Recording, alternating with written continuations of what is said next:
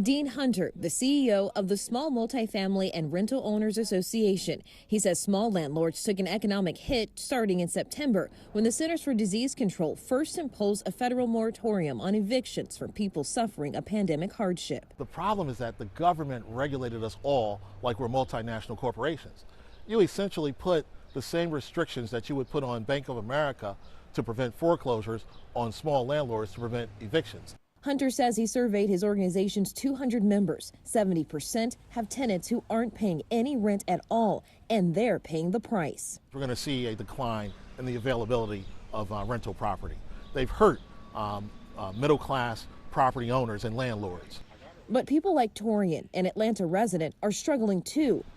Laid off last summer due to COVID-19, now working part-time in food delivery.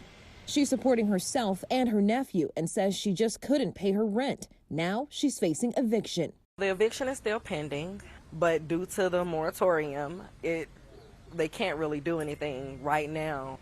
The National Low-Income Housing Coalition, a nonprofit, wants to see the moratorium extended again, even though the deadline for lifting the eviction ban has been pushed back 3 times already. We'd like to see it vigorously defended, enforced, and extended at least until all $46.5 billion in emergency rental assistance can reach the renters who need it to stay stably housed. Struggling renters nationwide on deadline. It's something of a race against the clock at this point to get these historic emergency rental assistance funds to the lowest income, most marginalized, most vulnerable tenants.